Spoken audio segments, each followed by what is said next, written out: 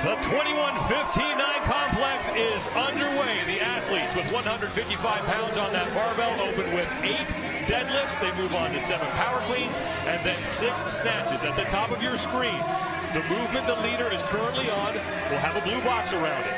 The names of the participants will be underneath that. The leader will be highlighted in blue. The time to beat is 4 minutes, 41.97 seconds. That belongs to Travis Mayer. Now you think 155 pounds for these guys is not very heavy at all, especially with those deadlifts, but it's the way that it's being worked here. An easy movement for 155 pounds, then we increase the difficulty, and then we end up in even more difficulty with the snap with the 155. Again, 155 is not difficult for these athletes, but it's how that 21-15-9 works. So magically devious. Dan Bailey will be the first man moving onto the pull-up bar. Rich Froning is there as well in lane number 7, and in lane 6, Kyle Kasperbauer.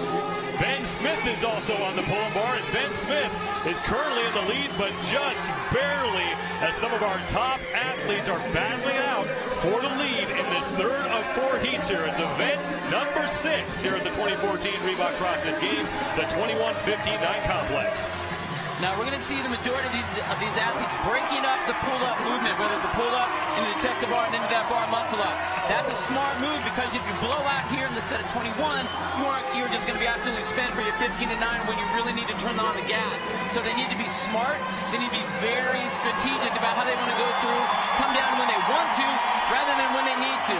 The crowd coming to its feet as a 3-time defending champion, Rich Froning, moves to the barbell for the 15 complex ahead of the men that are chasing him. Dan Bailey, Kyle Kasperbauer, and Kenneth Leverage all trying to chase down the champ right now, who is amongst the men fighting for the lead here, and Froning needs a big performance in this event. And classically, you don't see Rich jump out to the front, but after the devastating day that he's had today, he has to. We saw him very frustrated throughout the day, shaking his head multiple times. You can see he's actually attacking this workout, and that's something that we aren't used to seeing. He's so strong, he's such a pacing master that he doesn't need to do that, but now he's attacking. He needs to prove to himself and everyone else that he is the champ. All the athletes listed at the top of your screen are battling it out for that top spot. Dan Bailey currently has a couple rep lead over Kenneth Leverage, Kyle Kasperbauer. Rookie Cole Sager out of the Northwest is there as well, and as is Rob Forte out of Australia. Dan Bailey moving to the pull-up bar, as is Rich Froning. Froning getting to work on his pull-ups. This is the set of 15 total reps on that pull-up bar. It starts with pull-ups. You just have to get your chin above that bar, any means necessary. And then on the chest to bar, pretty simple, touch your chest to the bar. And I think that he's being, all these athletes are being real smart. They know that all weekend the athletes have been tearing their hands on this bar, so they want to make sure that they aren't sitting on the bar too long, trying to rest as much on that grip as they can. Again, coming down when they want to rather than when they need to. Rich Froning is the first man onto the final set of barbell movements. He'll perform 9 total movements. The time to beat, 441.97, belongs to Travis Mayer. And Rich Froning is assaulting that mark right now. This is the first time I've never seen Rich look around to see where the other athletes are. He's going into this, with true reckless abandon that we haven't seen him do before. He's not stopping or breaking or resting. He is attacking this workout. Froning is ahead of Kenneth Leverage. The scoreboard is behind Froning, as is the rest of the field, and Froning is back up to the pull-up bar. 9 total movements for the 3-time defending champion. 100 points goes to the winner of this event, and those are 100 huge points for Rich Froning. That's exactly what he needs. That's exactly what he needs. Froning on the bar muscle-ups. 1 more to go. Dan Bailey and Kenneth Leverage battling for second. And the champ is back. Rich Froning demolishing the time to beat. 4:16.63.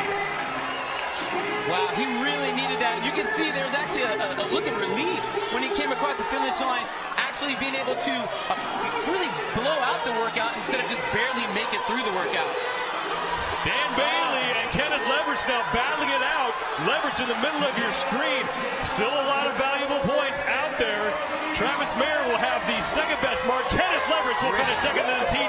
And now it's Dan Bailey across the finish line. And that was a great showing by Kenny Leverage. He actually did 2 or 3 extra reps because he was getting no reps on those, but strong work all the way through that entire event. Lucas Hoberg is in.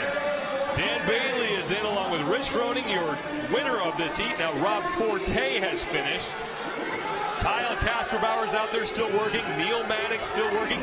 Ben Smith in the red shirt. He's still working. Neil Maddox coming across the finish line. Maddox won the 2 prior events that took place in the soccer stadium and racked up 100 points in the process. I'm just shocked on Ben Smith on how far back he really is. I'm actually kind of shell-shocked on it. Ben Smith finally got himself across the finish line. In lane number 1, Will Morad out of the Central East region is finished. And now it's rookie Cole Sager and rookie Yona Koski still on the floor. Sager thought he was done. He took off. Yona Koski with 1 bar muscle left to go, as does Cole Sager. They're competing against everybody else in the field, not just this heat. So Sager will finish. There's a 7-minute time cap well inside of that. Good result for the rookie and the former University of Washington football player. Now Yona Koski out of Europe, the only man left on the floor. And you can see the bars are starting to do some damage to these athletes' hands. And he's just, Yoni's just having a rough time with those hands. He's actually trying to put the chalk on, trying to cover up as much of that blood as he can. You can see him looking down all the time to his hands to see what's happening. And those of you who may be new to CrossFit, this is a very unique element of the sport. The man who finishes last often gets cheered louder than the man who finishes first. And the world's fittest cheerleading crew is over there encouraging Yona Koski. And right there, Neil Maddox actually just gave Yoni a glove to help that out. When are you going to see that anywhere else? I'm in competition with you, and I'm going to help you get through this because I want you to get through this. 10 seconds to go, and Koski makes it, and he will get over to the finish line. And listen to this crowd applaud the effort from the 19-year-old from Pori, Finland.